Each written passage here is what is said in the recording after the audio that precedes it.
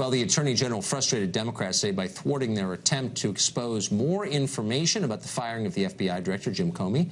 Arash is a national security analyst and says the Attorney General's testimony today shows that he must resign. He joins us now to explain why that might be. Arash, why should he resign?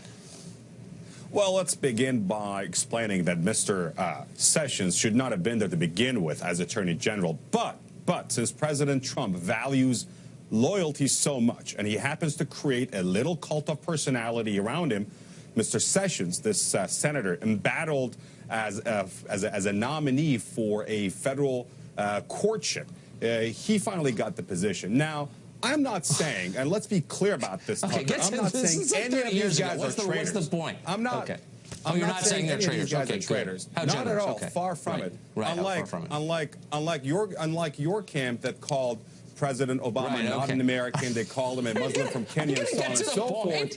None of these guys are traitors. Having said that, having said that, Tucker, having said that, these were grown adult men, most of whom are patriotic Americans, who thought it would be a good idea to get help from a foreign adversary to get their guy elected because they thought Hillary Clinton was a nasty woman and she should have never gotten elected president. That's what they did, and they're going to get, and they're going to pay for it. Oh yeah, they're going to pay for it. Their trials for treason are coming up soon. I guess this is almost rhetorical. I didn't say treason. Don't put words in my mouth. I didn't say treason. They're just colluding with a foreign government to subvert our democracy. Absolutely. Right, it's not treason. Absolutely. Okay. Do you have any evidence at all, or is this just something that you heard on MSNBC and you're repeating for our benefit? Well, if you actually happen to read newspapers, which is a good thing to do, New York Times, Washington Post, or if you read memos that come from the DIA, DNI, NSA, CIA, FBI, or, for instance, the National Reconnaissance Office, you will see that there are 17 or intelligence and law enforcement agencies that would say, you know what, Tucker, pick up a newspaper and check it out. Oh, you should. You know what, you should. You're in the news business. You're in the news business. You're no longer in entertainment. You're in the news business, and you should. You got to pay for it. You know what? But wait, hold on just one sec. Do you have any evidence that the Attorney General of the United States, the former Alabama Senator Jeff Sessions, had any improper contact with the Russian government and that it influenced his views about American policy on Russia? Do you have, I mean, none of that evidence came out in today's testimony, but maybe you're privy to something from the National Reconnaissance Agency, or since you read their documents, you said. It's not National Reconnaissance Agency, it's National Reconnaissance Office. If you ask one of your frat buddies, they might actually send you some literature on that, Tucker. But here's the thing. Jeff Sessions, if Jeff Sessions or people like Jeff Sessions, such as Kushner, or people like Kushner, such as Flynn, are not worried about a thing, they should testify. They should testify openly. They shouldn't invoke the Fifth Amendment. They shouldn't invoke executive privilege. They shouldn't. Anyway? And he kept talking about how he didn't remember.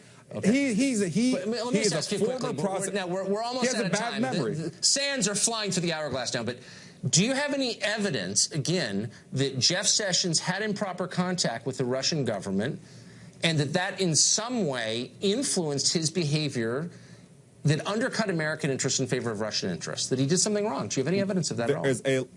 There is a lot of circumstantial evidence that links him to improper behavior. He recused himself, and guess what? So on the when basis, someone comes out, here's a line. I know you don't like to read, but here's another line. It's from Shakespeare. It's from Shakespeare. Check this one out. Ask one of your frat buddies to send you this book. It's from Shakespeare. It says, "Methinks the lady doth protest too much." Look it up, see what it means. But when someone comes on TV, what play is that from? Do you know? You actually should look it up. I'll give you 2 points. It's either Macbeth or Hamlet, but you look it up because it's actually good. All right. Yeah. Look it up. I'll give you 2 options. Look up Macbeth. Okay, very quickly, I just want to ask you about an exchange that happened today. We have actual tape of this. I don't think you saw the hearings, but here's one exchange that took place between Tom Cotton, the Arkansas Republican. Watch this.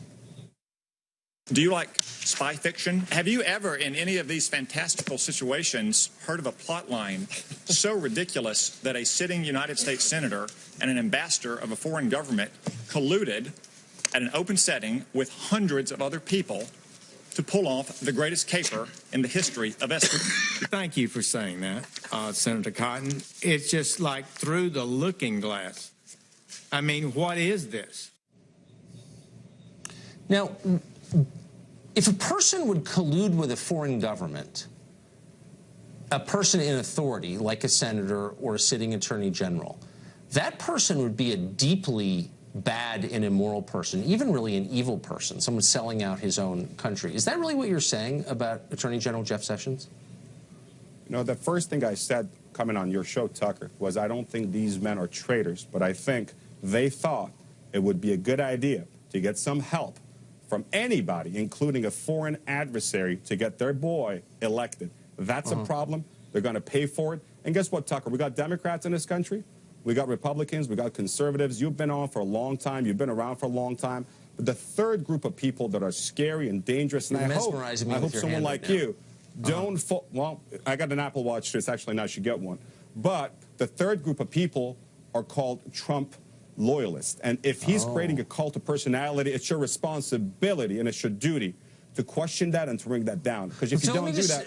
I think our viewers have had a pretty good chance to assess your level of knowledge of this story and your views on it. Let me ask you now, do you speak to Democratic members of the House or Senate about this? Do you advise any current Democratic office holders on the Russia question? You would be surprised. You would be surprised. But any conversations I do or don't have with members of Congress or people who are in the intelligence community is confidential. So if you want to subpoena me to come to Fox, you don't have subpoena powers. I'm not suggesting that you be subpoenaed. I don't believe in that. Oh, he can't subpoena me. I mean, if you knew a thing, I know you're not a lawyer. I know you're not a lawyer, but let me give you a little law 101, Tucker. I know you're not a lawyer, but you should have learned this in college, that if you want to subpoena someone, you want to subpoena some. I mean, I know you're not a lawyer, but like, I can give you a little 101, but I'll send you a bill for that, though. So, you know, you let me know. Okay. I'm afraid we're out of time. It's just an amazing conversation. It says it all. Arash, thanks a lot for joining us, I guess. You bet.